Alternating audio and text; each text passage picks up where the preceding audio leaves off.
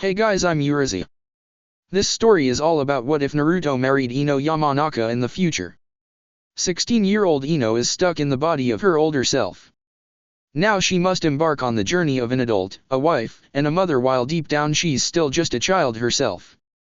What does the future have in store for her? Before we proceed with the story, please like and subscribe to this channel if you liked the video, and don't forget to check the description for the other works of the author if you liked the story. Let's start. Chapter 37, Runaway. Naruto had to fight the urge to cough as the daimyo exhaled a puff of smoke from his pipe. The two of them were seated in the secret meeting place located within the Hokage monument, having both agreed that the situation with the High Council had to be addressed immediately. They had just concluded discussing the options, and now Naruto was just waiting for the daimyo's approval. A stout man, the current daimyo was, in many ways, much like his mother. He was vain, loud, and just as fond of squeezing cats. Naruto would never forget Tora, the poor little feline that always ran away from his owner. Tora, bless her soul, was no longer in this world, but Naruto highly doubted that Lady Shijimai never replaced her. Well, the daimyo finally hummed after several puffs of smoke filtered through the air. I must say, Naruto, I am once again reminded that electing you as Hokage remains the wisest choice I ever made. Naruto fought the urge to blush at the praise. I'm not that great. Nonsense, the daimyo waved him off. My mother is very fond of you, you know. Always talks about how you were one of the cute genin that saved her cat. I highly doubt you approved my nomination because your mother likes me, Naruto laughed. Indeed, the daimyo agreed with a smile. His face then became serious. I approve the changes. I think it would be wise to separate the lawmakers from the law enforcers. But, I will remain adamant that your word is the last word, yes. Understood. As for the three individuals you have nominated to become the tribunal members. The daimyo trailed off as he leaned forward to look at the profiles Naruto had presented him with. Interesting choices. Especially for the one you want to appoint as Magister. I would have thought you would nominate Narashikamaru, or his father for the job. Or even your father-in-law. She's most suited to the position. Is she not retired? She is. But she's well educated when it comes to law. I dare say she knows the system better than I do. And since she's no longer an active kunoichi, she will always be in the village to attend to the tribunal. Sound reasoning. Very well, I approve those two. Naruto bowed his head in thanks. Is there more you wish to discuss? The daimyo asked when he realized Naruto remained with his head bowed. I apologize, Naruto muttered. I realize the High Council was my idea, which you so faithfully supported and allowed me to create. And now look what has become of it. The daimyo laughed. Naruto, we are in a world where conflict and betrayal will never cease to exist. It stinks, I know, but shit like this happens. You are not the person who committed the crime. Do not blame yourself over someone else's selfish actions. Naruto looked up, astonished. The other daimyo would have sacked me by now. The daimyo pulled a face. Then they are fools. Naruto, our world needs compassionate people like you. Not men ruled by their arrogance and think themselves as gods. You are a great leader, who is loved by many. I dare say, Hokage is but a title when applied to you. Your name shines brighter than the hat you put on the day I appointed you. You're making me look like a hero again, Naruto muttered with a roll of his eyes. The daimyo snorted. And you're being a big sap. Now go home to that wife of yours, yes. With 37-year-old Ino. The fingers resting against her forehead were cool, despite the desert heat that surrounded them. Ino watched Gaara, fascinated, as he navigated through her mind. He seemed to know how to tread carefully, he hadn't even knocked her unconscious. Such skill to move through such an delicate part of a human was rare. A part of Ino wondered if maybe he had Yamanaka blood. No, Gaara muttered. Just years and years of practice. You learn a lot from hearing's thoughts every day. Ino smiled. I can see that. You invented the 5 dimensions to heaven. Gaara asked. I did. Impressive. Although, I would include the tiger seal next time, to balance the powers. Ino blinked, surprised. Fascinated, she proceeded to sift through the mental notes she had made of the technique. Ino was excellent at remembering things, and everything she had written in her notebook regarding the technique was no different. And, indeed, when she came across the pattern of seals she had originally formulated for the technique, she noticed that tiger was missing. Which, just like Gaara had implied, creates a gap in the balance. No wonder the technique had backfired on her. When she had activated it, it was incomplete and thus could only work to half of its capacity. So she was only transferred halfway, and due to the inaccuracy of an incomplete technique, she basically had no aim for a transfer. That was how she ended up with another person's mind within her own. They must have collided and the technique couldn't separate them due to the imbalance. She had mulled months over what could have caused the technique to backfire and nearly kill her. And Gaara found the answer in seconds. "Thank you," Ino whispered. "If I revise the technique with what you just told me, I could probably reverse it." "Don't thank me," Gaara replied. "It was quite obvious, which is probably why you missed it." "Shut up." Ino laughed. Gaara just smirked, but the smirk quickly vanished. "What?" Ino asked when she noticed his sudden serious expression. "I've reached your tampered memories," Gaara stated. His brow puckered. "But something is not right." Ino frowned. "Well, don't leave me in the dark. They were not tampered with, rather, they are just blocked off. I can't get across the barrier." Ino blinked, then frowned again.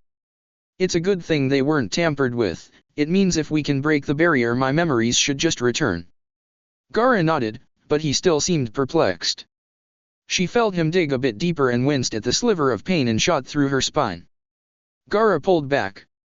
"My apologies," he muttered. "No, it's fine." Finally, Gaara seemed to give up and pulled away. Ino watched him, bewildered that he had broken the connection. He turned away from her.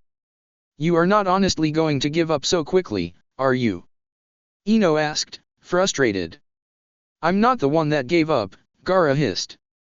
"You are the one who gave up." Ino blanched. "Excuse me. The barrier around your memories was not erected by some external source," Gaara pointed out. "Nobody attacked you and fiddled in your head as we originally believed." "What are you trying to say?" Ino snapped. "It was you. You are the one who sealed your own memories." Now shaking, Ino clenched her fists and looked down at her feet. It was impossible. Why would she block her own memories? The only possible conclusion for her choice to do so would mean the information the memories held were dangerous. Or, why would I seal my own memories? Gaara shrugged. No idea. Ino sagged to the ground. Either she was trying to protect something, or she was running away from something. With 16-year-old Ino. Naruto found Ino asleep at her desk. It was just past sunrise, and the fact that she was still dressed, with 3 used cups sitting beside her, made it very clear she had pulled an all-nighter. When he placed a blanket over her shoulders, he glanced her notebook open underneath her arms. He sighed. Looks like he was in charge of getting the kids to school this morning, again. Not that he minded, he loved taking care of his 2 angels. But, he was worried about his wife. The 5 dimensions to heaven was eating away at her. "Morning," Kaguya mumbled from the doorway. "Did Mom fall asleep here again?" Naruto turned to his daughter. "Seems so. Go wake up Minato, would you?" Kaguya pulled a face, but did as told without argument. Naruto, meanwhile, moved to the kitchen to put on the rice cooker. There should be some leftover fish and miso soup he could heat up too. Simple, easy breakfast. "Morning, Papa." Minato chirped as he skipped into the room. "Where's Mama?" "Asleep, so quieten down a bit," Naruto responded. Minato saluted in response. I, Captain.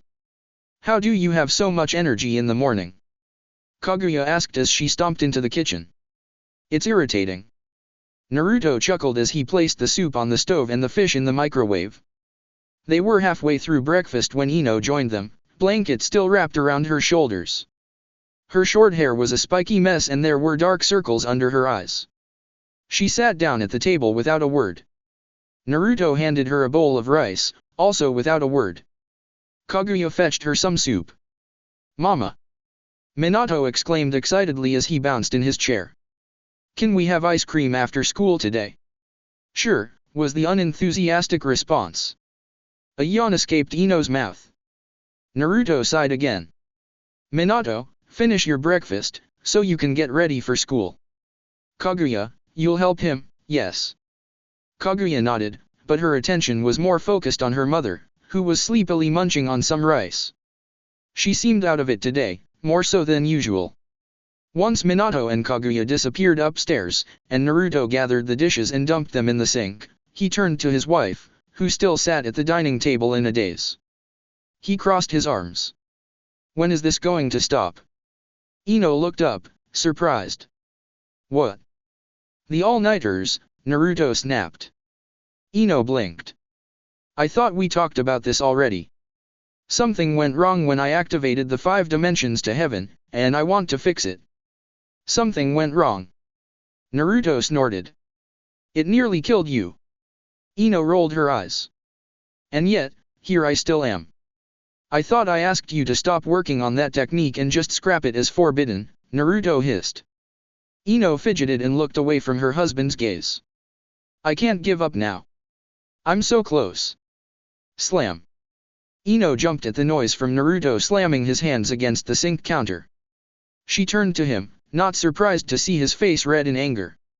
Damn it, Ino! He yelled. I know you want to prove something by completing this technique, but it is dangerous. Another human being's consciousness bled into yours. You nearly died. Think of the children. This time, anger flared up Ino as well. She stood up, the chair clattering on the ground. I am thinking about the children. But I can't just leave it now, not when I am so close to making a breakthrough. This can make Yamanaka history. She yelled back. She expected him to yell back again. This wasn't the first time they have had this argument. She knew his next words would be something along the lines of, as Hokage, his orders were absolute. And she would yell back that he was her husband first, not her Hokage. Then that would start a whole new argument. But this time, it was different. Instead of continuing the argument, Naruto's face drew blank. Ino quivered under his cold stare. Then, without a word, he stomped out of the house, the door slamming loudly behind him. He had never, in their several years together, looked at her like that. She sank to her knees, tears starting to flow down her cheeks, unaware that Naruto was still outside, watching her from the window, his own tears gathering in the corners of his eyes. Naruto gasped and jolted up, his heart beating dangerously in his chest. A dream. Closing his eyes and allowing the cool air of the bedroom to calm him, Naruto took a moment to inhale deeply. He had nearly forgotten about the problems he had before his wife swapped places with a younger version of herself. Naruto. Ino's voice shattered the silence. His eyes snapped open, and he turned to face the blonde now sitting up beside him. Her hair was a mess, very much like in the dream, but there was no dark circles and her eyes were much younger. To be expected, the Ino next to him now was not the one from his dreams. Just a dream, Naruto whispered. His hands clenched into fists. It was a dream, yes, but it was also very real. Ino noticed that Naruto was shaking slightly, so without a word she reached out and placed a comforting hand on his arm. For a few minutes, she allowed him to gather his wits in silence. Finally, she asked, "Do you want to talk about it?" Naruto wanted to shake his head at first, he was the type to bury his problems and put up a happy front at all times. But with Ino, those barriers never really stayed in place, not even with a younger alternate version of her. We had an argument, Naruto whispered. The morning of the day before I came home and found you in her place. Ino blinked. It was a strange thing to imagine, Naruto arguing with her older self. From what she's heard, witnessed, and experienced herself, they seemed to be the perfect couple. Arguing just doesn't seem to be part of their marriage, but that notion was, of course, unrealistic and silly. And it bothers you because you are yet to resolve it? Ino asked. Naruto sighed. I suppose. I think what bothers me more is the way I walked out on her that morning. I saw the look on her face, she was terrified and deeply hurt. Ino scooted closer and wrapped her arms around Naruto's shoulders.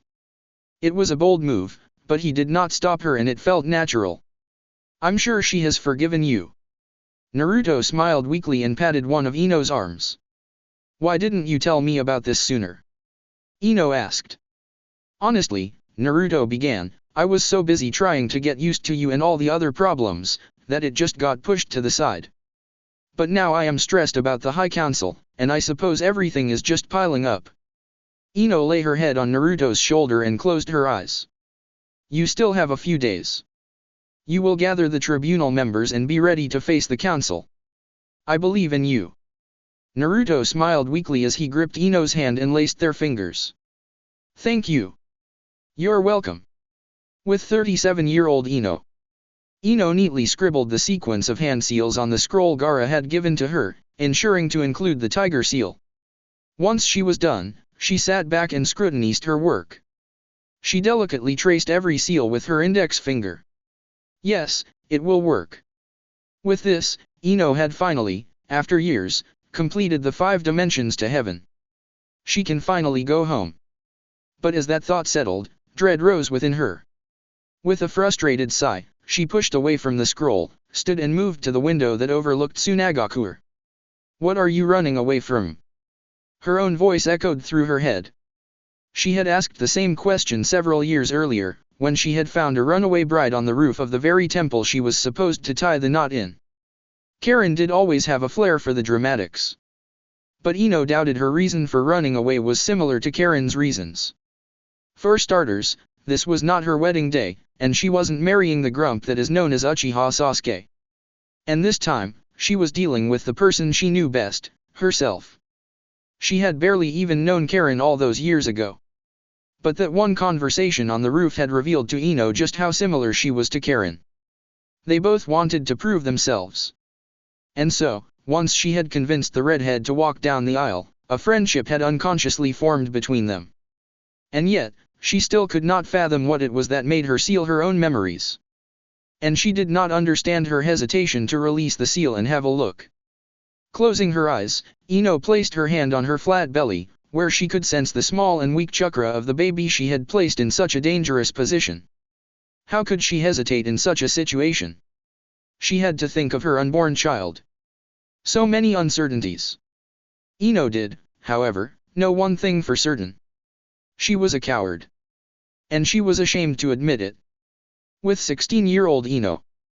Convincing Narashikaku and Yamanaka Inoichi to become tribunal members had not taken much. Naruto had barely stepped foot in his father-in-law's house when the blonde man had simply stated that he would do his duty for the village, even if he was an old man who should long be retired. Shikaku had said something similar, after grumbling about how troublesome it was. Only one person left. Naruto stared at the wooden door before him, the nerves bubbling in his gut. Knock. He berated himself. But as he lifted his arm to do so, his nerves got the better of him, and his limb dropped back to his side. He sighed and looked down at his feet that barely stuck out from under his robes. He had never visited this house before, the family had only moved after the war, and in his shame and regret, he had never dared disturb them. Oh! A female voice exclaimed suddenly. Naruto turned around, coming face to face with a heart-shaped face, honey hair, and emerald eyes. The woman squeaked again when they made eye contact and bowed deeply. Lord Hokage. Naruto sighed and scratched the back of his head. I thought I told you ages ago to just call me Naruto, Range. Range straightened, but her posture remained stiff. I don't think it is appropriate. Naruto shook his head. Arguing with her was useless, she was stubborn, just like her sister had been. Is your mother home? Naruto asked. She should be, Range replied. Is she not answering the door? Naruto laughed nervously. Actually, I haven't had the courage to knock. Range raised an eyebrow, then with a shake of her head, she pushed past Naruto and unlocked the door. Come in, I'll go find her. Thanks, Naruto mumbled as he stepped inside and pulled off his shoes. Range disappeared into a room at the end of the hallway, leaving Naruto alone in the strange house that smelled like fresh ice, apples, and cinnamon. It was a scent he had not encountered in years and made his heart clench. A figure appeared in the doorway which Renji had disappeared through. A woman with graying blonde hair, green eyes, and wearing a white kippah stared at him, her eyes wide. "Well, this is certainly a surprise," she stated. Naruto bowed. "It's been a long time, Mrs. Harano." Chapter 38, What Pride Had Wrought. The tea stood forgotten on the table, and the clock on the wall ticked slowly. It was the only noise in the room except for its 3 occupants breathing. Harano Mabuki was the first to break the silence. "I am not certain what to say."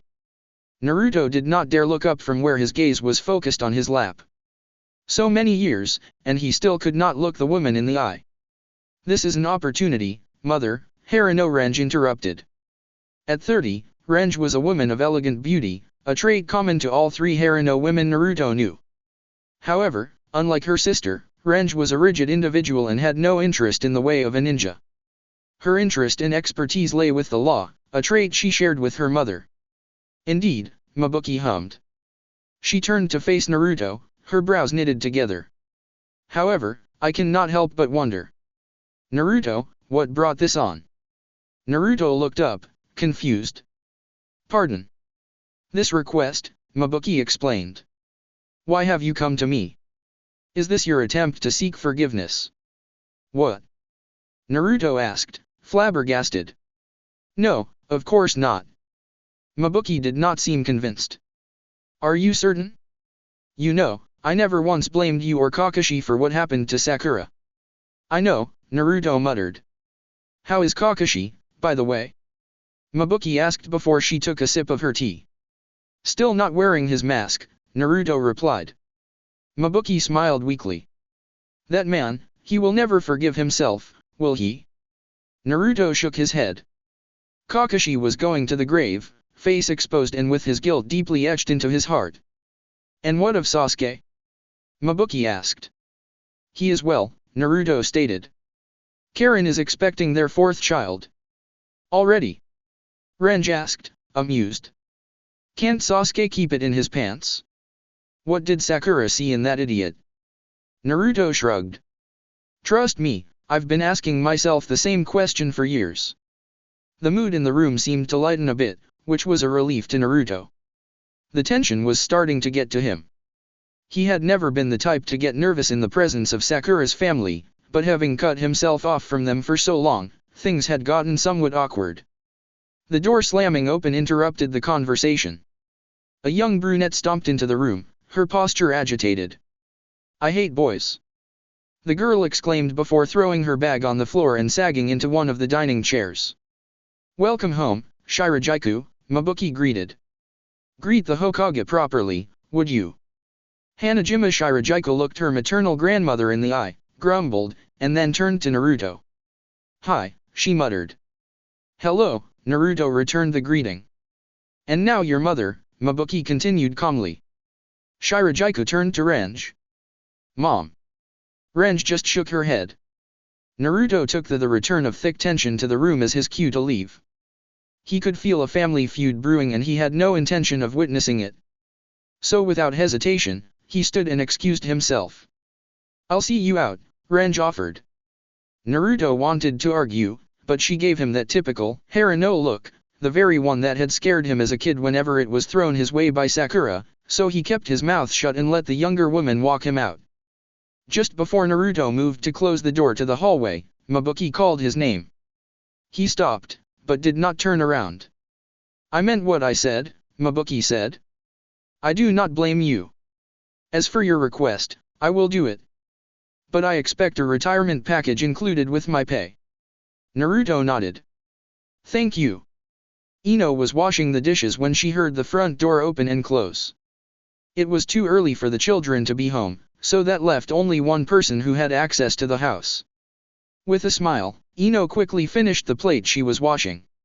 She turned, drying her hands, just as Naruto walked into the kitchen. "How did it go?"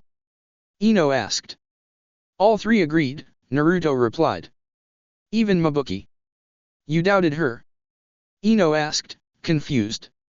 "Back in my dimension, She's not the type to run away from something if she feels it is important, regardless of her personal feelings. I know, Naruto mumbled. But your Mabuki has not lost her oldest daughter. Ino blinked. Oldest? Naruto quirked an eyebrow. Yes? Sakura has a little sister named Renge. Ino gaped. She most definitely does not have one in my dimension. Renge, you say? What is she like? Naruto chuckled and sat down at the dining table. Ino moved to turn on the kettle. They are 7 years apart, which means Renge is now 30. I suppose Renge is in some ways, Sakura is opposite, while in others, they are exactly alike. How so? Naruto hummed. I don't know. Renge has always been the type to keep to herself. She observes and rarely gets involved unless an injustice has occurred. She's kind of like Sasuke in that regard. So, unlike Sakura, she doesn't jump into situations without analyzing every aspect. Yeah, but not even Sakura ever jumped into anything without at least analyzing some of the situation. The one who went in blindly was always me. Ino laughed. I don't know, you don't give yourself enough credit. You wouldn't have come this far if you didn't notice things others don't. Naruto shrugged. I guess. The kettle whistled. Ino quickly removed it from the stove and proceeded to pour the water into 2 cups. Naruto watched her silently, his gaze affectionate. Ino handed Naruto his cup. So, I've been meaning to ask this for a long time, but what exactly happened to Sakura? Naruto sighed. Granny Tsunade and the other 4 Kage were severely injured in the war, so for a short period command fell to Kakashi and myself as Katsuya healed them. The enemy had split in order to distract us and one of their platoons were heading for a populated area. Naruto trailed off for a few seconds, then inhaled to continue. We couldn't allow civilians to die in our battle, so Kakashi and I agreed to send a platoon of skilled ninja and a few medics after the enemy. Kakashi and Sakura went with them. Ino wasn't sure where this was going, but she knew it wasn't going to be pretty.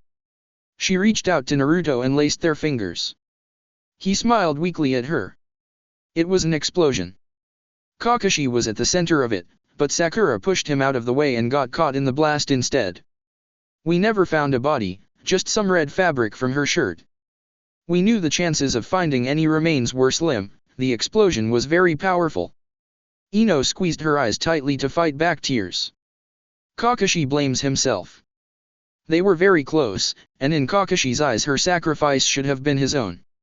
It's why he doesn't wear his mask anymore, he wants the world to see his guilt and pain. He wants to appear human, rather than a ninja who shows no emotion.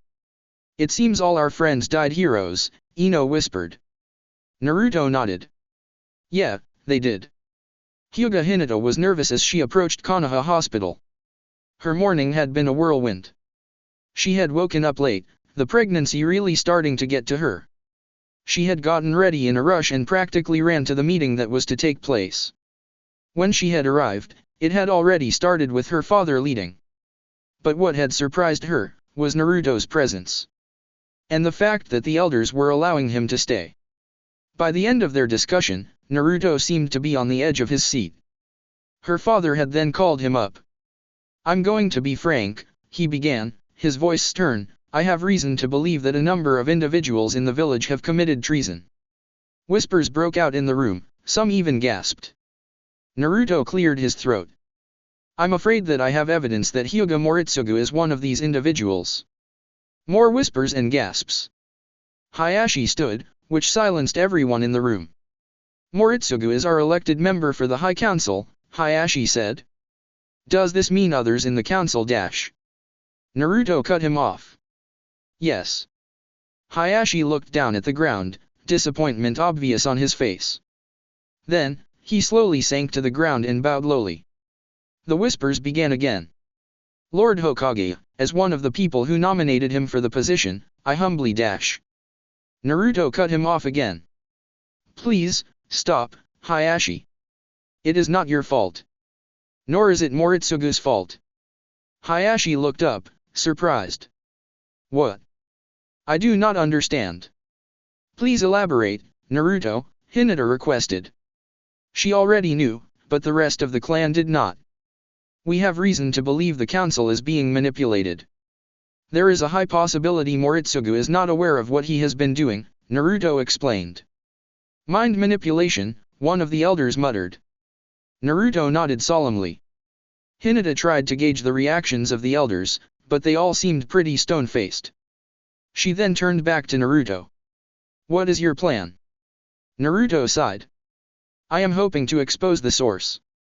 Make the council see what they have done. But for that, the manipulation must be stopped. And how do we do that? Hinata questioned further. This is where Naruto's expression turned serious. I will only reveal it if you promise me something. The elders seemed perplexed at this. Are you really in a position to bargain like this? One asked. Naruto scoffed. Says the very elders who sent the corpse of one of their own to Kumogakuer.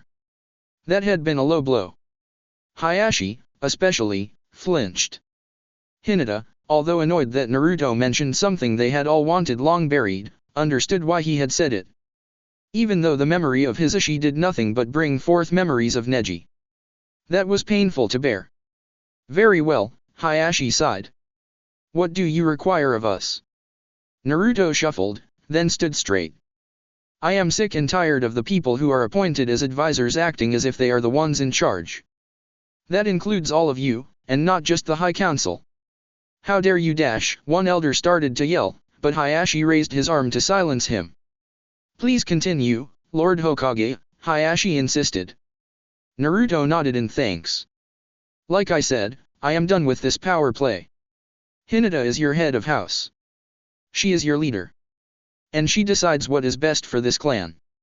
If that means stepping down, moving to Tsunagakuer to be with her husband, and reinstating Masahiro as heir, then that shall be done. The elders looked like they wanted to object, but Hayashi simply shook his head. Meanwhile, Hinata was staring wide-eyed at her friend. I know that interfering with clan politics has always been outside of the Hokage's jurisdiction, but I say POO to that. How is Hinata supposed to lead your clan properly, if she is miserable? The elders all looked dejected. A clan prospers when its members are happy and content. Alienating Masahiro, separating Gaara and Hinata, will do nothing but bring hatred, anger, and discontentment to your clan. And who knows, in a few years, your wonderful Hyuga clan may fall apart. Hinata, fighting back tears, stood. But before she could say anything, Hayashi stepped forward and bowed again.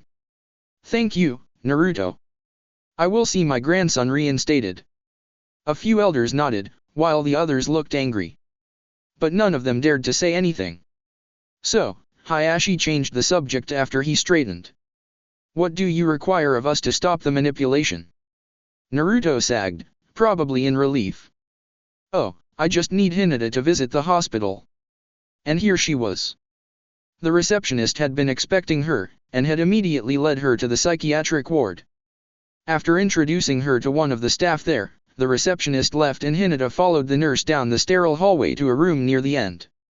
She's a bit unstable, the nurse stated. The doctor has had little success in getting anything out of her. But he has high hopes. Hinata simply nodded. She did not know what else to say. The nurse smiled weakly, then slid the door open. The room was bare. Nothing but a bed. The other furniture must have been removed to prevent any accidents. A desperate, mentally ill Kunoichi could very easily fashion a weapon out of a chair. Said Kunoichi was curled on the floor, in the corner of the room, far from the small window which let in a little sun. You have a visitor, dear, the nurse said. Two eyes peeked from behind folded arms. Hey, come say hello, the nurse urged. The eyes moved from the nurse to Hinata, and widened. Why must it be me? Hinata had asked Naruto after the meeting with her clan elders adjourned. You are far better at convincing people. She doesn't appreciate me as much, I think. Hinata raised an eyebrow.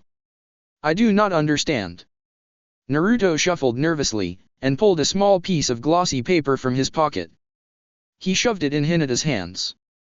She looked at it, confused. It was a photograph. Of them. Together. With a baby. Hinata's eyes widened. Is this? She is from another dimension. Like Ino. She's ours. Hinata shook the memory from her head and smiled tensely. Hello, Hashiko. With 37-year-old Ino. What are you doing here? Was the first thing that came out of Tamari's mouth when Gaara and Ino entered the Kazekage residence.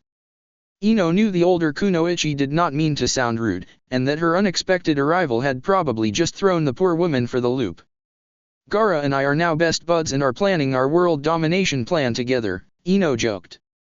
Oh, and we have decided cookies is the new staple. Gaara snorted.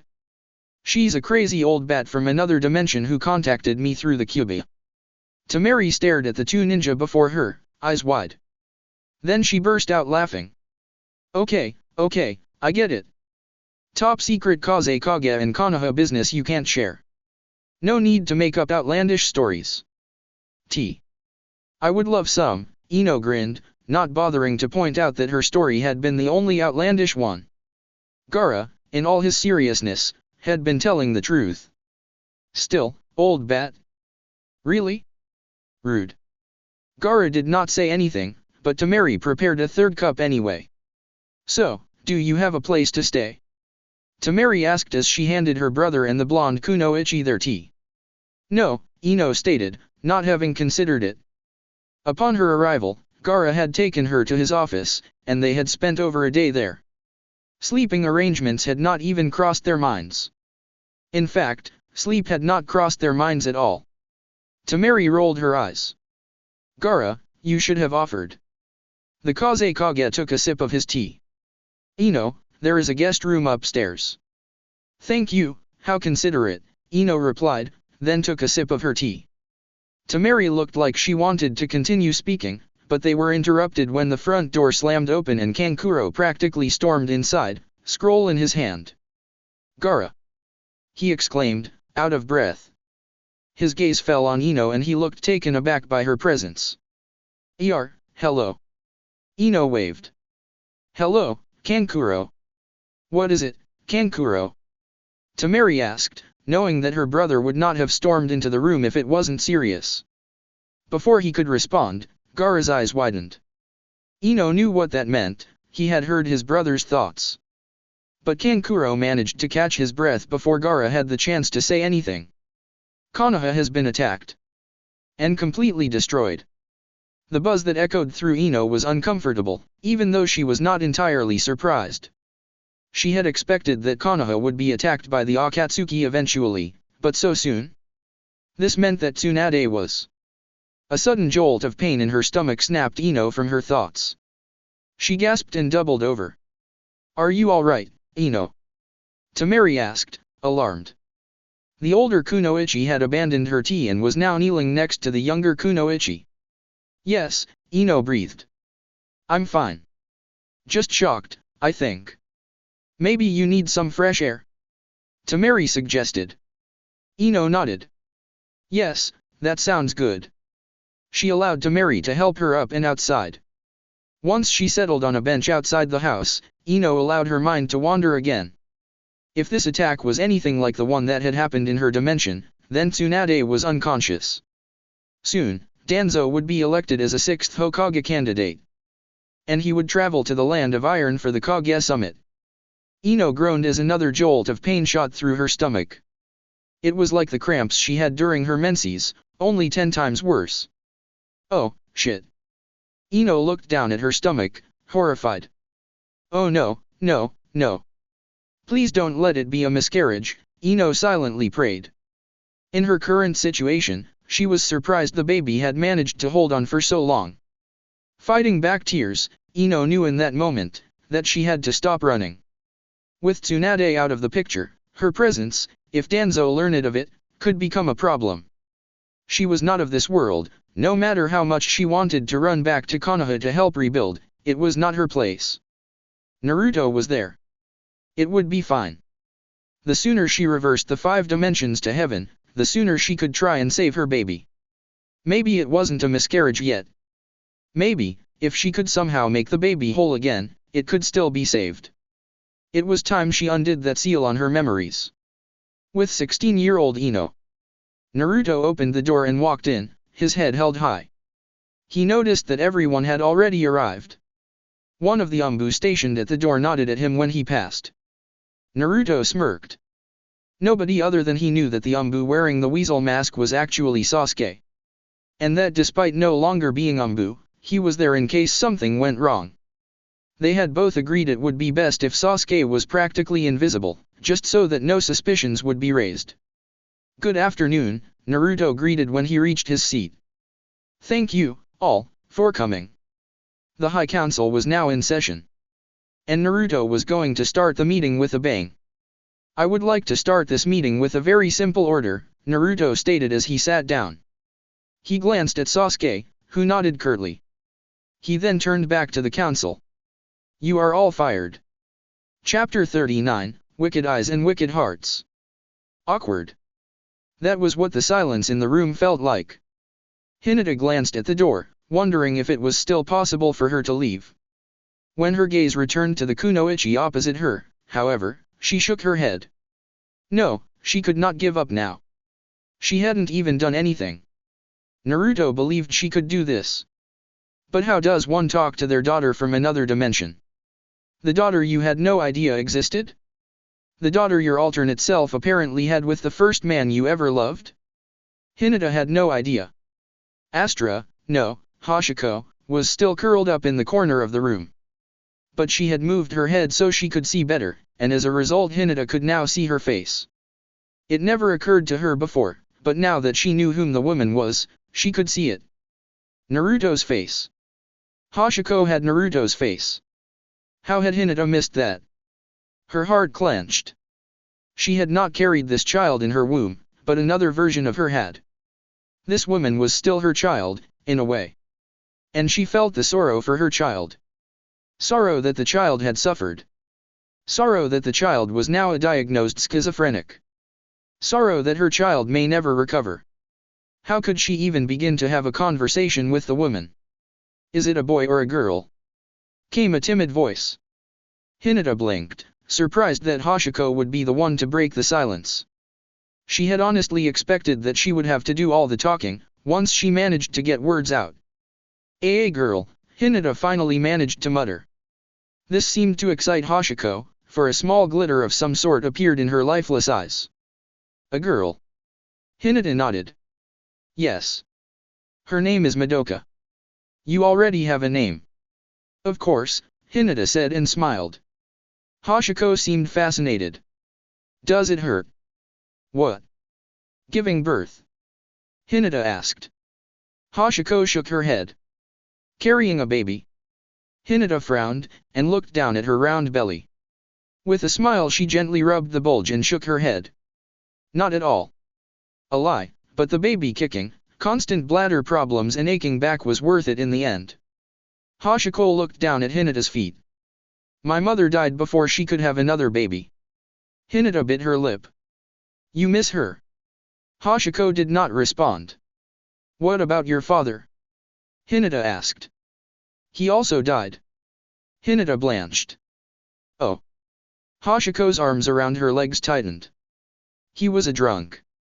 Became one after mother died. Hinata could not picture Naruto as an alcoholic. But he was still a good Hokage, Hashiko continued. He wanted to make it so that children could have longer childhoods. Hinata smiled. That sounded like Naruto. He liked ramen, Hashiko whispered. The one with salt. Always ate one bowl and let me have as many as I liked. Hinata chuckled. Salt ramen was not the favorite for the Naruto she knew, but to think his alternate self still liked ramen. How very typical. You must really love him, Hinata said. Hashiko remained quiet. Hinata sighed. She had to sway the conversation. She was here for a reason, after all. As much as she'd like to just sit and listen to Hashiko's stories, there was no time. Not now. Hashiko, Hinata began, I am here today, because I have a favor to ask. Hashiko's brows furrowed. A favor? Hinata nodded. Yes. I've been informed that you are capable of mind manipulation. Hashiko's face contorted in anger. I am not your slave. Hinata jumped at the sudden outburst. I did not say that, Hashiko. The anger seemed to fade a little, and Hashiko sighed. Why would I think you are a slave? Hinata asked, eyes wide. When the Lady Hokage got sick, she could no longer cast mind manipulation herself. She made me do it for her, was the reply. Hinata had no idea who Lady Hokage was. Tsunade? No, she could not cast mind manipulation. I don't want you to cast it, Hinata reassured the unstable Kunoichi. I want you to end it. Hashiko blinked, and the anger melted away. End it? You mean I can? Yes. You've got it activated right now, don't you? On the High Council. Hashiko stared at Hinata blankly, and then suddenly stood. The demeanor of a small, injured child was all Hinata could see, which was a shock. She was so used to Hashiko being Astra. Astra, the mature, aloof and proud seamstress. Where had she gone? Could someone truly be so drastically changed? Okay, the Kunoichi whispered.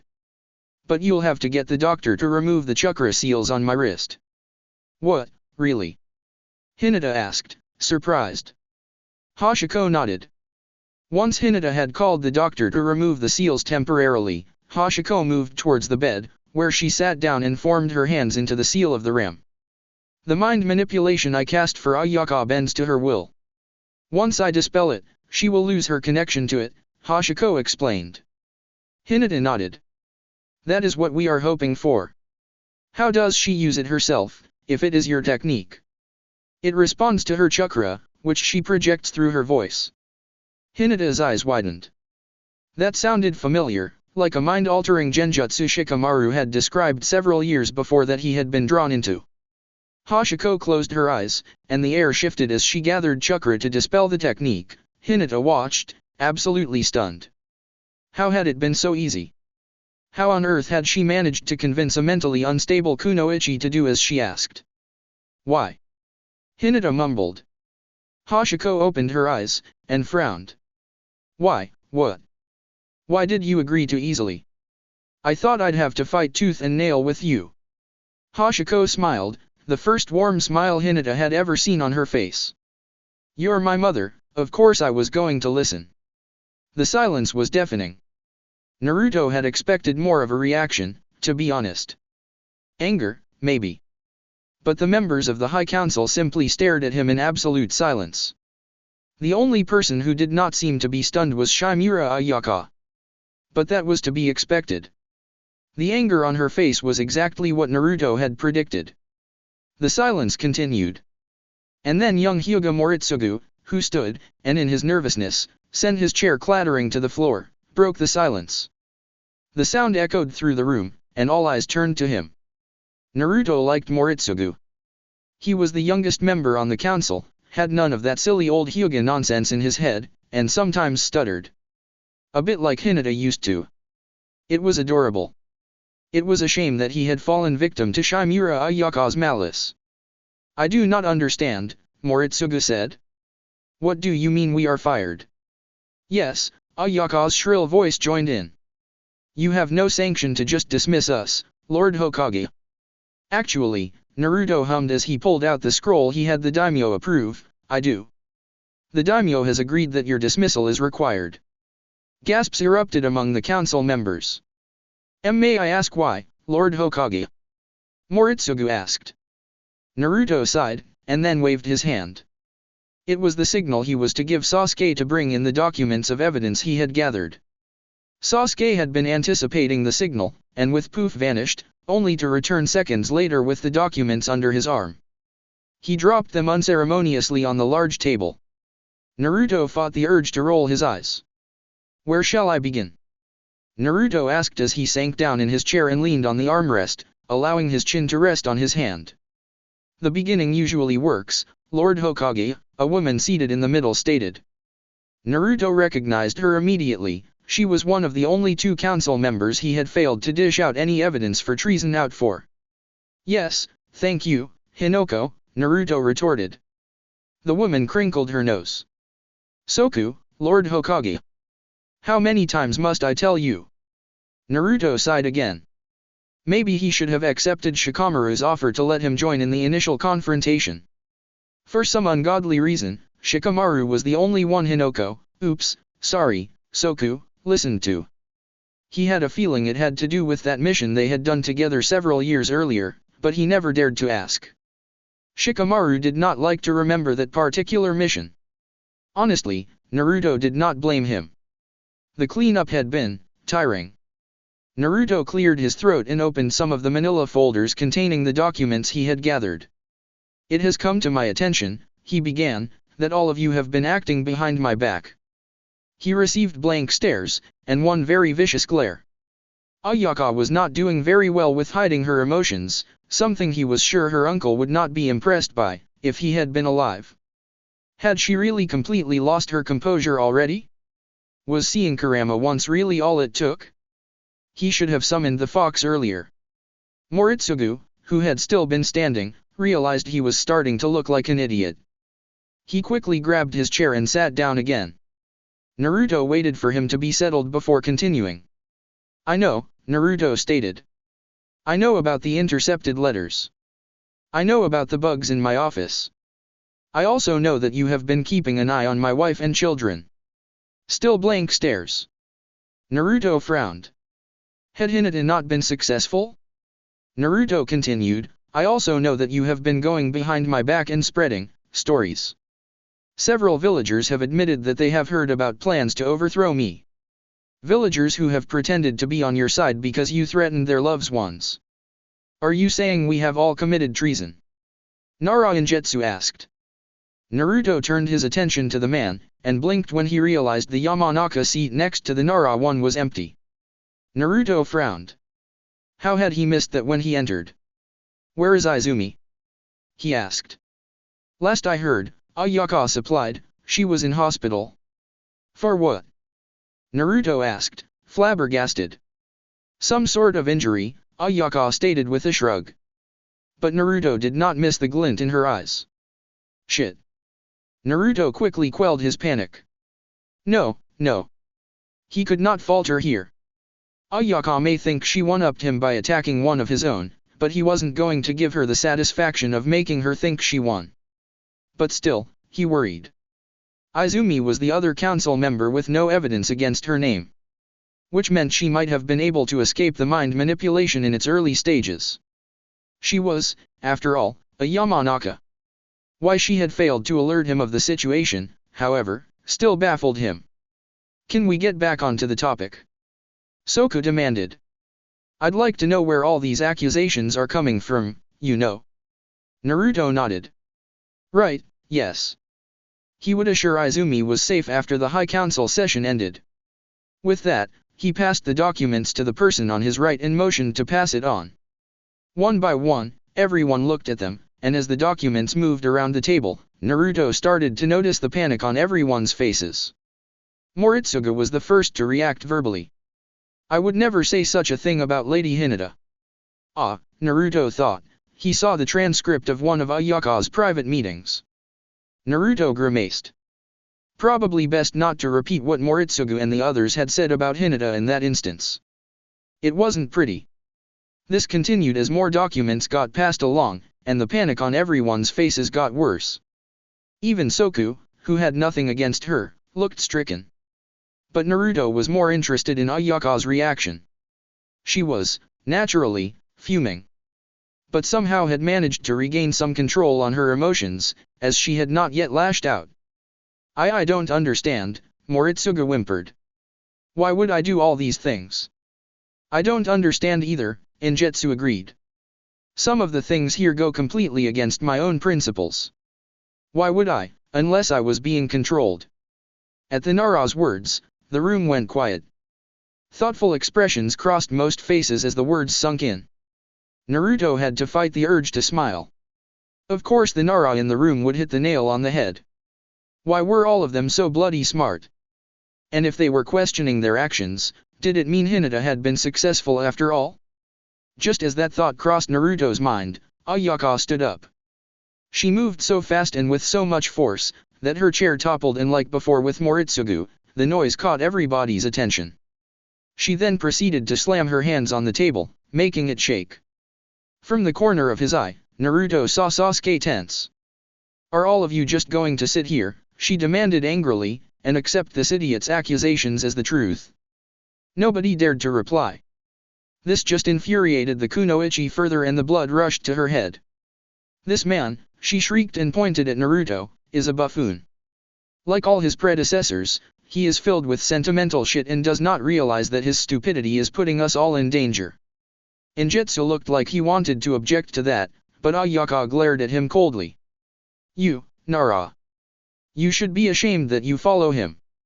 Uzumaki Naruto is a disgrace. All the Hokage like him have created nothing but problems.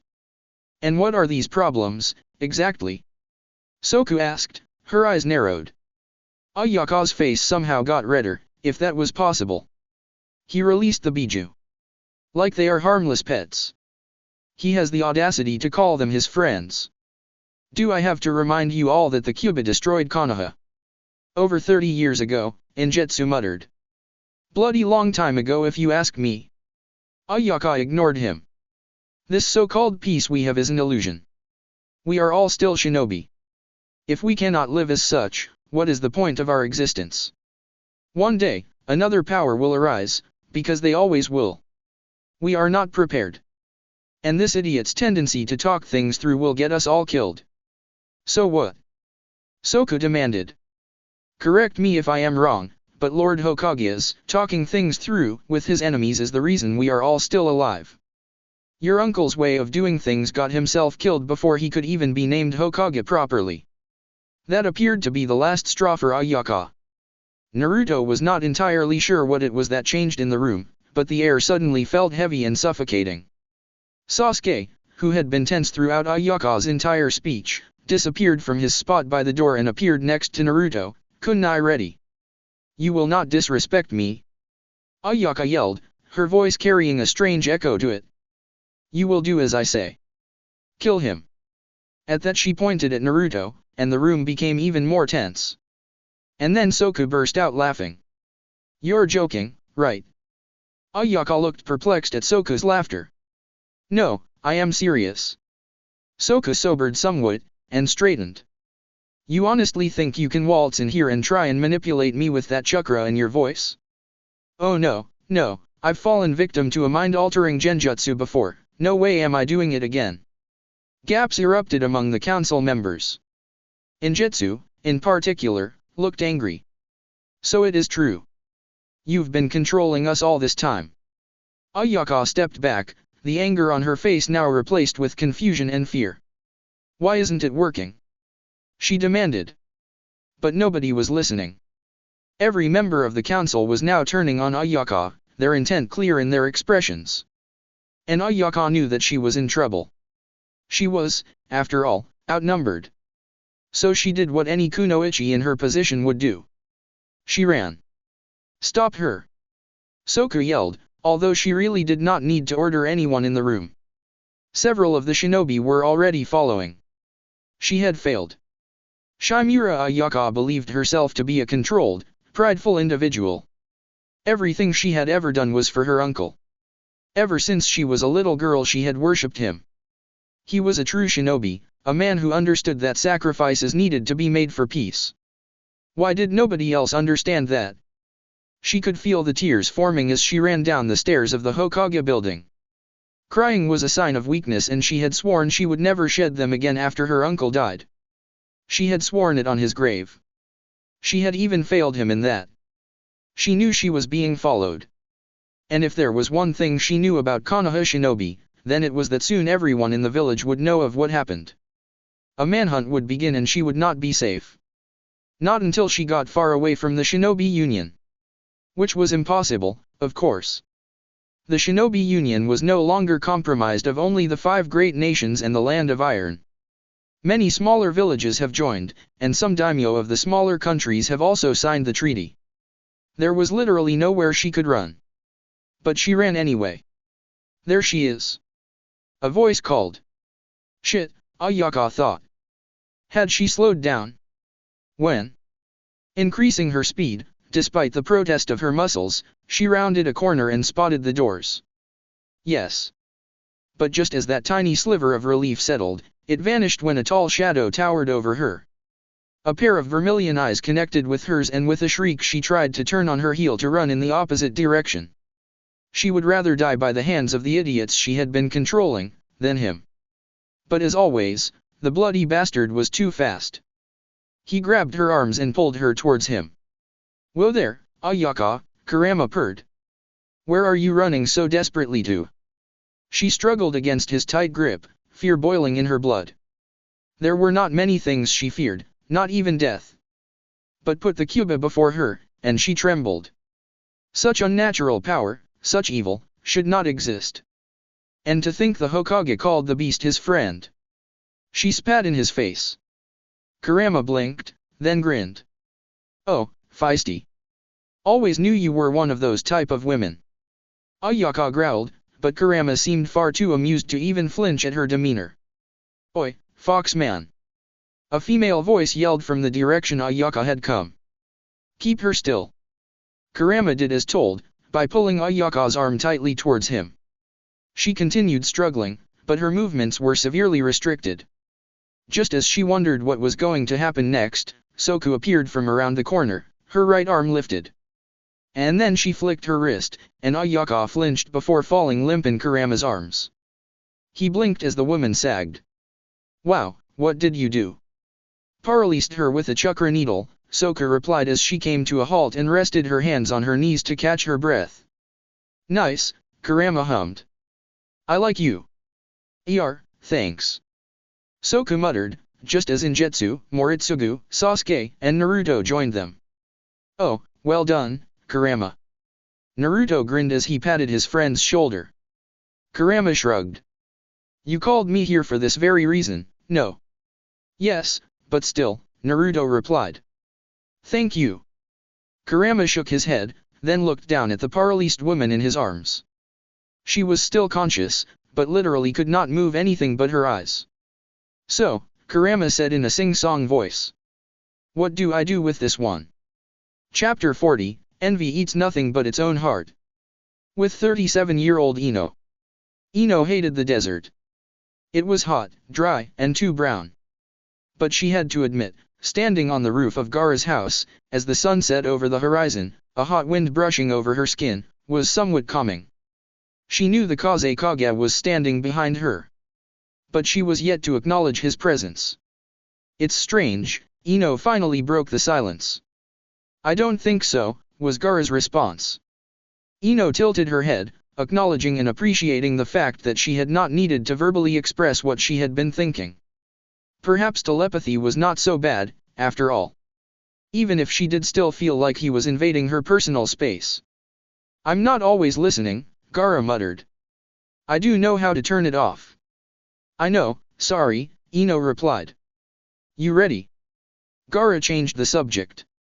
Ino inhaled sharply. "No, but I have to do this." "You don't have to. You could always just reverse 5 dimensions to heaven and go home with the memory block still firmly in place." Ino placed her hands on the railing before her and gripped it tightly, her knuckles turning white. "No, I need to remember. I have a feeling that whatever it is I have decided to forget, is something silly that has hurt someone. Like Naruto." Ino pursed her lips. "Yes, like her husband." "I'll see you on the other side, then," Gaara said. Ino turned to face him and smiled. "Indeed. It was nice to meet you, Gaara. This version I mean. You really should drop that mask of yours. I think people would love to get to know the real you. Make some real friends." Gaara's eyes bored into hers.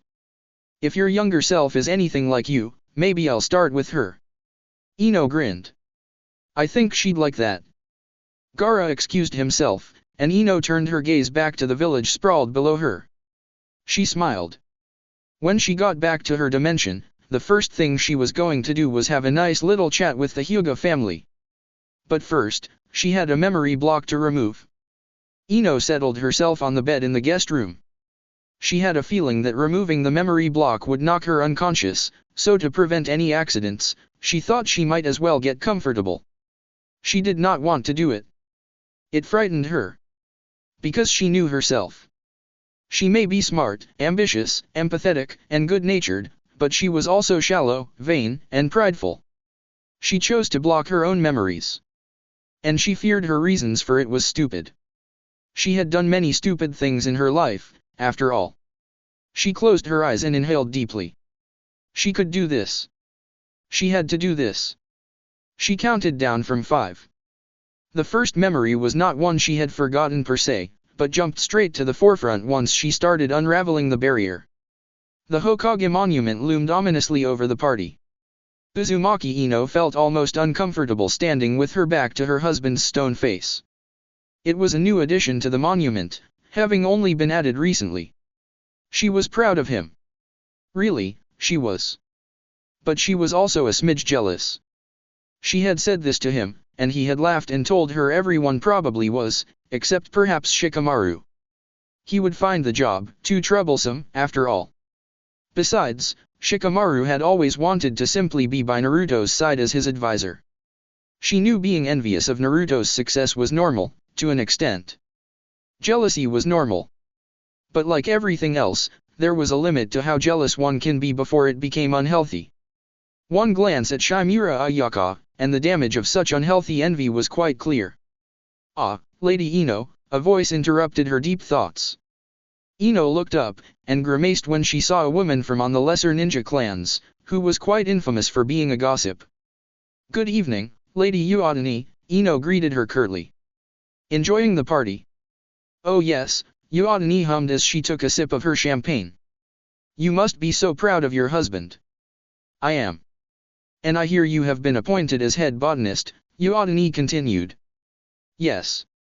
"How nice," Uotani hummed. "Congratulations on the promotion. Does this mean you will stop working for the interrogation squad?" "No, but I will only be working when needed," Ino replied. Uotani smiled, but Ino could tell it was fake.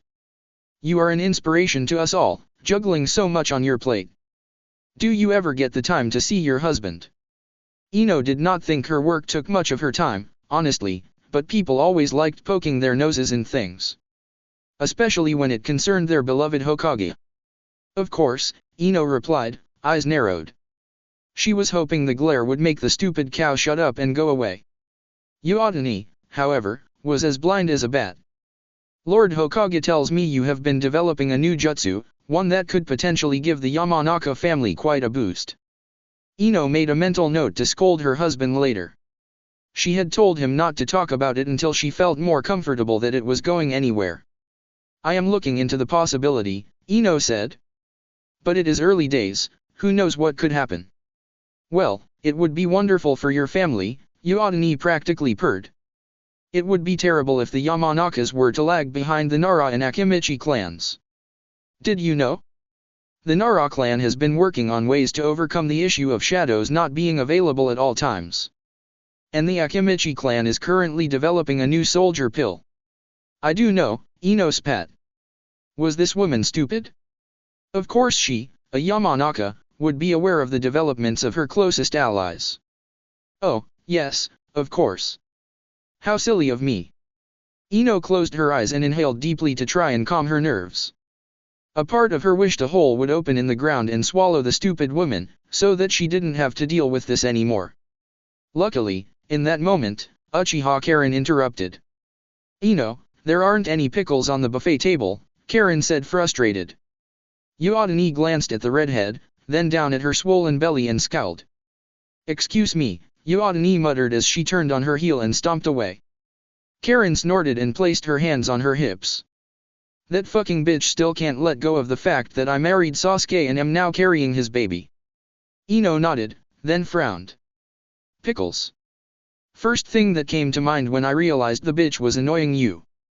Nothing like rubbing pregnancy cravings in a jealous jilted lover's face." Ino laughed.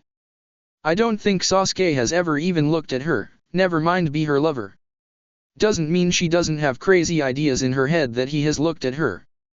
You know how infatuated people can twist the truth to make themselves feel special." "You alright?" Karen asked. "I am, thank you."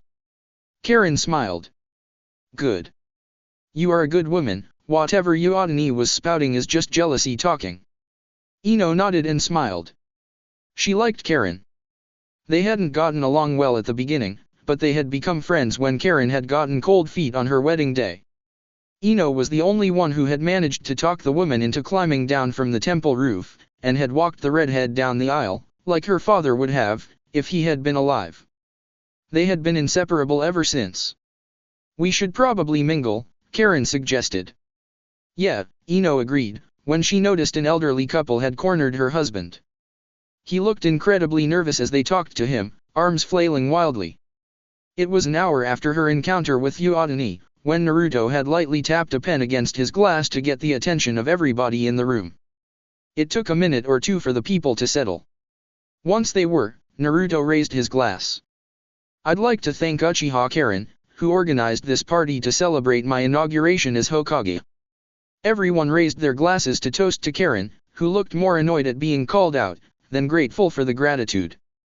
Ino had to stifle her laughter. Karen hated unwanted attention.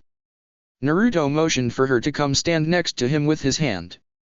Karen scowled and with a shake of her head stood up from her seat and started to make her way to the front of the room. What happened next led to utter chaos. Halfway to the front, Karen had tripped, and while she had tried to break her fall, her arms gave in under her and she landed belly first on the ground. The scream she unleashed was earth-shattering, and Sasuke was by her side in an instant. He helped her sit up, and then went pale as a sheet. "Oh my God!" A woman nearby shrieked. "She's bleeding." Ino pushed through the crowd and also paled when she reached her two friends. She froze for a moment, horrified as the blood stained Karen's dress and pooled beneath her. Then she shook her head and forced herself into medic mode. She knelt down and placed her hand on Karen's belly, praying that the blood was not an indication of a problem there, but she already knew it was. She felt a flutter of chakra and sighed in relief. They could still salvage this. She looked up and scanned the room for the two medics she knew were there. She luckily did not have to call out to them, they had already pushed through the crowds and were standing ready. "Get a stretcher," Ino ordered, and they both nodded. Ino watched them go, pushing through the crowd again, including pushing past Uotani, who looked rather pleased with herself. Anger boiled within her.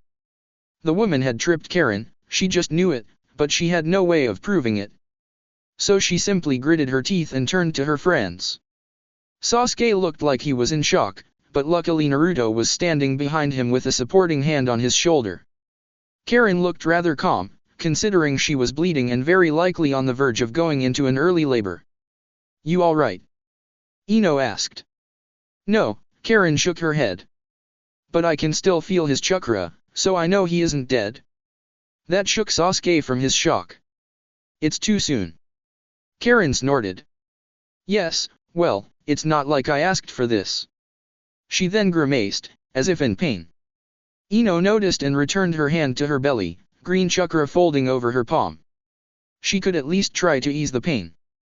"Contraction?" "Probably," Karen muttered. The medics arrived with the stretcher, and they helped Karen onto it. Ino noticed that the bleeding was worse than she anticipated. "Get her to the hospital now," she exclaimed in panic. Karen had given birth to a boy. He was several weeks early, and had struggled a bit with breathing at first, so Ino had insisted he remain in the hospital for the time being. He was a tiny thing, and Ino knew that being premature might mean a few concerns in the future, but they would deal with that when the time came. "Are they all right?" Naruto asked once Ino had left Sasuke with his wife and son. She nodded as she closed the door behind her. "Baby will have to stay in hospital for a few days, maybe longer," Ino replied, "but I think he will be fine. You once told me premature babies can have problems." "Sometimes. But we won't really know until he gets a bit older. He isn't sickly, at least. His vitals looked good once we got him breathing properly. He is a bit on the small side though." "He'll grow though, yeah?" Naruto asked. Ino smiled at his concern. "Yes, maybe a bit slower than his peers, but he will.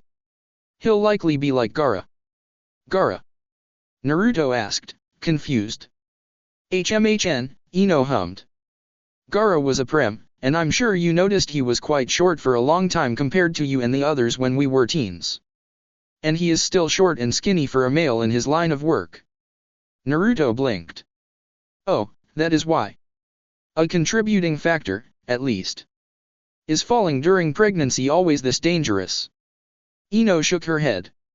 No, a baby is usually quite well protected, even from falls. Karen was mid-third trimester, which unfortunately raises the risk of preterm labor when falling a tiny bit. She was just unlucky. Naruto sagged in relief and pulled his wife into his arms. Good, I'd hate for you to fall and... Ino chuckled and returned her husband's embrace. Relax, I'm not even 12 weeks yet. I know, sorry. I know nothing about this stuff. I don't have a mother who could tell me about what to expect. And even if she was alive, her pregnancy was unusual, with her having been a Jinchuriki and all. Ino nodded and buried her face in Naruto's neck. He smelled like aftershave and soap. Yamanaka did it. Naruto, who had been rubbing his hands in circles on her back, stopped. Huh. She tripped Karen. Naruto pursed his lips. Do you have proof? No. Then I can't do anything. I know, I just had to say it. That woman frustrates me. Why did she trip Karen? Envy eats nothing but its own heart. Huh. Ino laughed and pulled back enough so she could look up into her husband's blue eyes. She's jealous.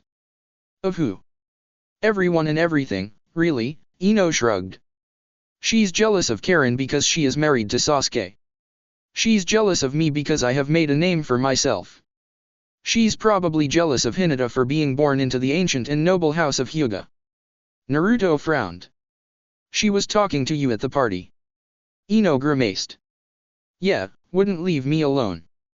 Had to point out that the Yamanaka clan is going backwards. What? That's not true. It is, when the Nara and Akimichi clans are developing new jutsu and technology and we are not. I don't actually know why what she said is bothering me. It's never bothered me before. But you are developing new jutsu. I told her. Ino rolled her eyes. And I told you not to tell anybody yet. Honestly, Naruto, it's barely even a concept. Naruto smiled sheepishly. Oops. Ino chuckled and playfully punched him in the chest, then buried her head under his chin once more. At least tell me you kept your mouth shut about the baby. Silence. Ino groaned. Really? I'm not at 12 weeks yet. Naruto laughed nervously and scratched the back of his head. Oops. Ino sighed. Okay, who did you tell? Just Shikamaru. And Sai. And Sasuke. Ino had a nagging feeling that wasn't all. And dash. She prompted.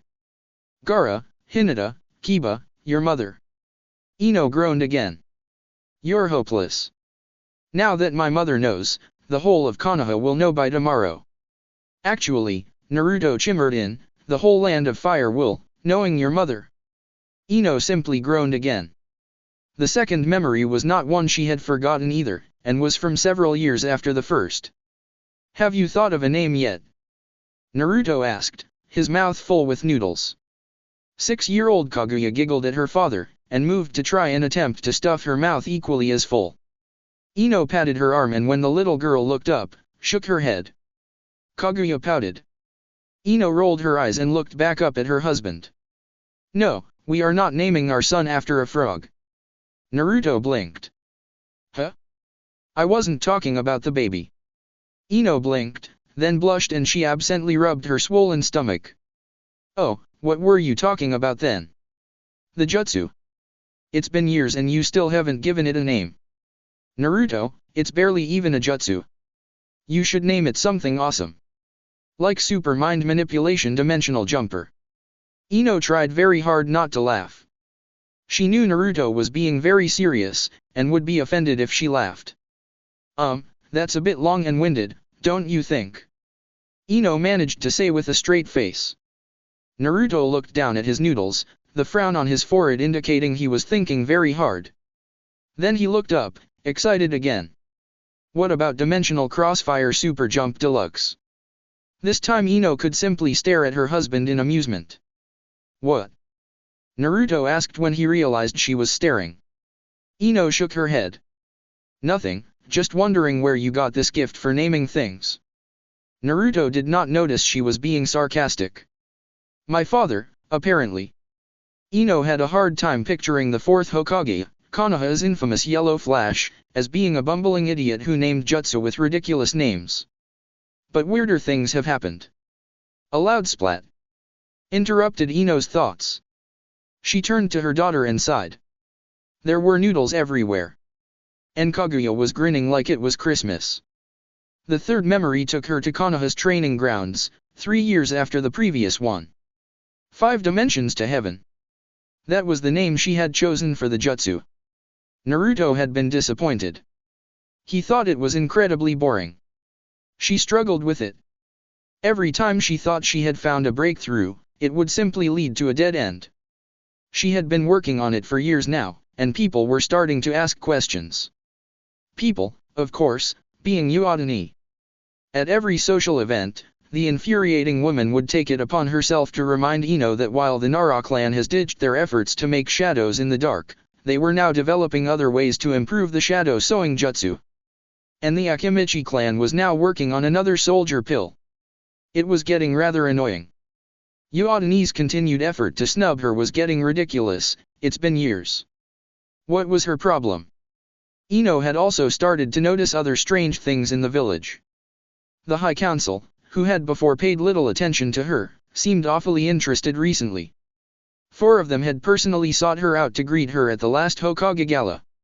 And Shimura Ayaka sneered at her a lot, not that that was anything new really. Naruto worked longer hours, and came home in a bad mood almost every day. They argued a lot, usually over who would do what chore. It was stupid really. After giving birth to Minato, Ino had requested long-term leave from the interrogation squad. It freed up a lot of her time, and she dedicated half of that to working on 5 dimensions to heaven. Because, even though she told herself Uotani's words did not bother her, it did. Just a little bit. She wanted this jutsu to be completed. She wanted it to work.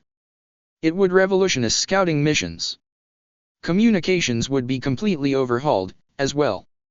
And she was a teeny tiny bit jealous that the other 2 clans were doing so well. So here she sat, grass tickling her legs, at the Konoha training ground. Her notebook, filled to the brim with everything about her jutsu, sat open before her. She brought her hands together, in the position she always took when she was about to transfer her mind to another, and inhaled deeply. She could do this. She felt it. That familiar tingle of leaving her body. She soared ahead, praying that she would be successful. She came across a barrier, like a brick wall, which forced her back to her body. She opened her eyes, frustrated, but then pain shot through her head and down all the way to her toes. She groaned and slumped forward, surprised at the burning sensation that settled in her head and chest. This has never happened before. A blinding flash crept over her, and she had to blink several times to regain her bearings. She frowned. She could have sworn she had just heard a voice. She looked around, but saw nobody. Shaking her head, she stood up, wobbling slightly. Mother, a voice echoed. Ino once again looked around and saw nothing. The pain intensified. She had to get home. The next memory was not much later than the previous. Ino woke up screaming. She had them every night now. The nightmares. Naruto sat up, disoriented, but sagged in defeat when he realized his wife was up, and her back turned to him, her pajamas drenched in sweat. Again? He asked. No response. He sighed and shuffled closer to her. He placed his hand on her shoulder and she flinched. He ignored the fleeting feeling of hurt that threatened to blossom and pushed it aside. She could not help it. He glanced at her pillow. She had bitten it again. Completely ruined. Ino, he whispered as he leaned into her. Please. It's been weeks. And I don't know what is going on. Ino was shaking and muttering something under her breath. The nightmares, they started when you came back from training that day. When you felt sick. You never told me what happened. Ino had stopped muttering, but she was still shaking. Finally she whispered, 5 dimensions to heaven. Naruto blinked. What? I think I did it. Sort of. What do you mean sort of? It backfired. I thought I had failed, but I think something worked. Worked. Naruto hissed. Worked. It's done nothing but destroy you. Ino turned to face him. But I brought something back with me. Or someone, at least. Naruto stated at his wife as if she had sprouted a second head. Ino, the purpose of 5 dimensions to heaven is to travel long distances to take over another body. Yes, that is the theory, Ino agreed. But I based it on dimensional travel. So, in theory, it travels through dimensional space to cover that distance. It can perhaps even travel to other dimensions, if they exist. Then how the fuck can you bring someone back with you?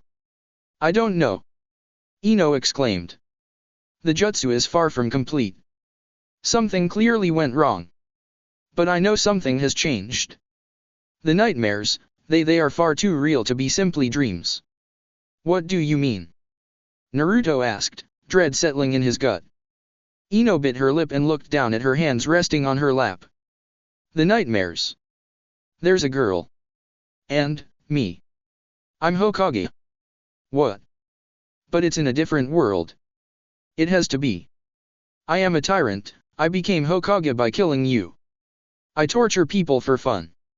I torture the girl for fun. More than the others. Naruto gaped. I can't explain it. It just feels so real. And then there are the voices. Voices. Naruto echoed. Ino nodded. I hear them throughout the day. There is someone in my head, Naruto. Naruto had no idea what to say. Ino looked at him, desperate and afraid, and he had no clue what to say. What could he say? That it was okay? That clearly she wasn't insane? That this would stop and go away? Suddenly, Ino's skin turned green, but before Naruto could ask if she was okay, she pulled away and ran for the bathroom. He was just in time to pull her hair out of the way as she bent over the toilet. After she cleaned her mouth, she collapsed on the ground and grasped her stomach. Ino. It hurts, she cried. It always hurts. Naruto was at a loss. He had no idea what he could do. Do you want some painkillers? Ino nodded. Naruto helped her to the bed, then headed downstairs to the kitchen. As he poured her a glass of water, he made a mental note that he had to go see Tsunade as soon as possible. Ino was sick. Very sick. He headed back upstairs, only to find Ino on the ground, shaking. He dropped the glass and practically flung himself to her side, watching in horror as shook violently and foamed at the mouth. Kaguya! He screamed as he lifted his wife into his arms. Kaguya! The 10-year-old ran into the room a minute later, still half asleep. She froze when she saw her parents. Run to the hospital. Tell them I am coming with your mother. Tell them she's having some sort of fit. Kaguya did not move. Now! Naruto yelled. Kaguya snapped out of her daze and nodded. She disappeared in a puff of smoke. Naruto smiled despite the dire situation, she was a skilled kunoichi already. He could hear Minato had woken up, but the toddler luckily wasn't making any noise other than shaking his cot, desperate to get out. Naruto paced in the hallway, his nerves on edge. Ino had been in the operating room for an hour already, and he feared the worst. Kaguya was sitting on one of the chairs, Minato tucked under her arm. Shikamaru had been called by one of the nurses, and was also sitting down. He looked the most calm out of all of them. Naruto, stop pacing, you're giving me a headache, Shikamaru said. I can't, Naruto muttered. I'm too worked up. Then get a stress ball or something. Naruto doubted a stress ball was going to work. Just then, the door opened and Tsunade stepped outside of the operating room. Naruto was in front of her in an instant. Well? He asked. Tsunade's expression was grim. The seizures have stopped, but she's not out of danger yet. Naruto, her chakra system is a mess. It is completely disrupted. I don't even know how she is alive. Shikamaru had stood to join them, and he was tapping his chin with his finger in thought. Disrupted? Like with genjutsu? Tsunade nodded. Yes and no. She's not under a genjutsu, we checked. Whatever is wrong with her is messing with her chakra system and production. Naruto was trying to digest what Tsunade said, but he was finding it difficult to do so. Has she been ill recently? Tsunade asked. Naruto nodded. She's had nightmares too. But she says they are. He trailed off, not sure how to explain it. Tsunade and Shikamaru glanced at each other. Naruto, if you know something, you must tell me. Especially if it can help with her treatment. Naruto sighed. So tell them, he did. After he finished, Tsunade and Shikamaru were staring at him, wide-eyed. I know it sounds crazy, Naruto began, but Tsunade cut him off. No, incomplete jutsu can do all kinds of weird shit. Did Ino write down any of the inner workings of the jutsu? Yeah, she had a notebook. Bring it to me. I might be able to figure something out. Ino stopped pouring her chakra into the barrier that was blocking her memories and stepped back for a moment. None of the memories she had witnessed so far were new, and she was slightly baffled at why she was coming across them as she worked through the barrier. Perhaps she had piled them up, in hopes of burying the blocked memories even deeper? She shook her head. She remembered her time at the hospital well enough. She had another few episodes of seizures, but luckily the medics were able to prevent it from escalating. When she had woken up, she had worked out with Tsunade that another consciousness was bleeding into hers, an incomplete mind transfer was likely the cause. And it was killing her. Tsunade studied her notebook vigorously, but had been unable to find a solution. Eventually, the voices and nightmares got so bad, Ino had to be drugged to sleep at all. And then, one morning, she had woken up, completely healed. Just like that. The voices and nightmares had vanished. The vomiting and seizures stopped. A week later she was discharged and back home with her children. Naruto had ordered her to label the jutsu forbidden, an order she agreed with initially. Ino never told anyone, but she knew that she was healed because the jutsu had been reversed. The consciousness, the voice in her head, the girl, she had learned all about 5 dimensions to heaven from Ino's head, and somehow managed to reverse it. Her murderer had saved her life. Ino feared that the knowledge being out there, somewhere in a broken war-torn world, meant it would be used against them somehow. It was why she kept quiet about it. And why she eventually ignored Naruto's order and kept working on it.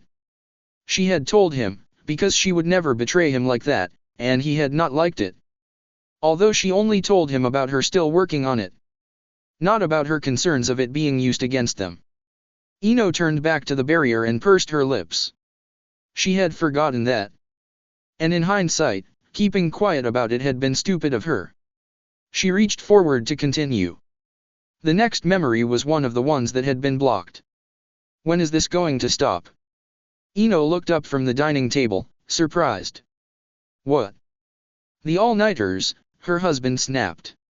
He was standing by the sink, having just dumped the dishes from breakfast in it. Ino blinked. I thought we talked about this already? Something went wrong when I activated the 5 dimensions to heaven, and I want to fix it. Something went wrong. Naruto snorted. It nearly killed you. Ino rolled her eyes. And yet, here I still am. I thought I asked you to stop working on that technique and just scrap it as forbidden, Naruto hissed. Ino fidgeted and looked away from her husband's gaze. I can't give up now. I'm so close. Slam. Ino jumped at the noise from Naruto slamming his hands against the sink counter. She turned to him, not surprised to see his face red in anger. Damn it, Ino! He yelled. I know you want to prove something by completing the jutsu, but it is dangerous. Another human being's consciousness bled into yours. You nearly died. Think of the children. Ino nearly barked back that the very human who nearly killed her, saved her life in the end. But she chose to show her anger instead. She stood up, the chair clattering to the floor. I am thinking about the children. But I can't just leave it now, not when I am so close to making a breakthrough. This can make Yamanaka history. She had expected he would yell back. She had thought he would scoff, and yell something about her listening to Uotani too much. That she was jealous of the Nara and Akimichi clans for getting things done, while the Yamanaka clan was stuck with what they had always had. Perhaps even say something about how prideful she was. Because this had been her pride talking. His expression drew blank. She quivered under his cold stare. Then he stomped out of the house, the door slamming loudly behind him. Ino sank to her knees, her earlier confidence gone. Never, in their several years together, had he looked at her like that. Like she was nothing. Dead. Thin air. Tears started flowing down her cheeks. What had she done? Did she seriously let her anger for Yuadani, her silly and baseless jealousy get the best of her? Was she really so prideful, so ambitious, that she would push her family away so she can have some glory? Yes, she was worried that the jutsu, now in a woman from another dimension's hands, would be used against them. But really, she wanted to complete the jutsu because she was an idiot. Envy eats nothing but its own heart. Ino eventually cried to the point where she no longer could. She managed to pull herself together to call her mother and excuse herself from their plans, and then do the dishes. She mentally chanted to herself that things would get better. When Naruto got home later, she would talk to him. This was just another misunderstanding. Another argument. She moved to start drying the dishes, only a searing pain suddenly shot through her, almost as intense as the pain she had felt when she had activated 5 dimensions to heaven. She gasped and stumbled forward. She grabbed the counter, hoping she could break her fall, but missed and collapsed on the ground, the pain now shooting through her spine. The world became blindingly blurry, and Ino knew that she could potentially have another seizure. Maybe she wasn't out of the woods yet as she had thought. Slowly and painfully, she grasped the cabinet door handle to her left and tried to pull herself up. It was difficult, as her limbs felt heavy and numb, but she somehow managed. She stumbled to the living room, desperately looking for the phone. She hoped it had been returned to its stand, as it was supposed to be if it wasn't being used. But Naruto often forgot it on his desk. And it seemed luck was not on her side. She groaned and turned to move to the study, but another shot of pain crawled up her spine and she collapsed again. Luckily she was able to twist herself so that she landed on the couch, but before she could even try to help herself up again, the pain moved back to her head, and she swore she screamed before everything went black. No words could describe what Ino was experiencing. At first she thought she had somehow managed to enter her own mind, like you would do to interrogate or find memories, but it didn't feel right. There was a flash, and then she was in a world of white. Just white. She frowned, turning around, trying to figure out what was going on. Hadn't she just been in the living room, having another fit? Had she lost consciousness? Was she dreaming? A wind swept through the vast nothingness, and Ino shivered. Another gust came through, this time stronger. And then from the corner of her eye, Ino saw movement. She spun around, and saw a glimpse of a face she had only seen in her nightmares. She froze. Oh shit. Her fear had come true. 5 dimensions to heaven. She panicked, knowing that whatever was happening obviously was not supposed to. Or well, it was, but she couldn't allow it to happen. She was a kunoichi. And that meant protecting her village from invaders. And she sure as hell was not going to allow somebody to take her body to use for their own. She knew it wasn't complete. She knew there was a chance that her attempt to reverse this would blow up in her face. But she had to try. So she performed the seals, and placed her hands together. She inhaled deeply, hoping that it would work out somehow. She felt that familiar pull, then gasped when the wind was knocked out from her. And then she was falling. And as she fell, it was like she was passing windows into other worlds, some familiar, others not. And she realized that she potentially just made it worse. Shit, she cursed internally. Who knew where she was going to end up? Who knew what was going to happen next? So she did what any Yamanaka kunoichi would do in such a situation. She delved deep into her mind and pulled. She could not risk capture, where they could interrogate her. She had to forget. The next thing she knew, she was coming to at Ichiraku's, a much younger Naruto beside her. Ino staggered back from the memory with a gasp. Her intention had been clear. She was going to block all of her memories, so that nothing could be extracted from her. Clearly the stress of the situation had made that impossible, and she had ended up only blocking a few. But it was a blessing in the end, for if she had blocked everything, she probably would not have been able to figure out how to reverse 5 dimensions to heaven again. She sighed. So it had been an accident. Not because she was running away from something stupid. The argument with Naruto made her heart feel heavy, though. Once she got back, she was going to apologize to him. He deserved better.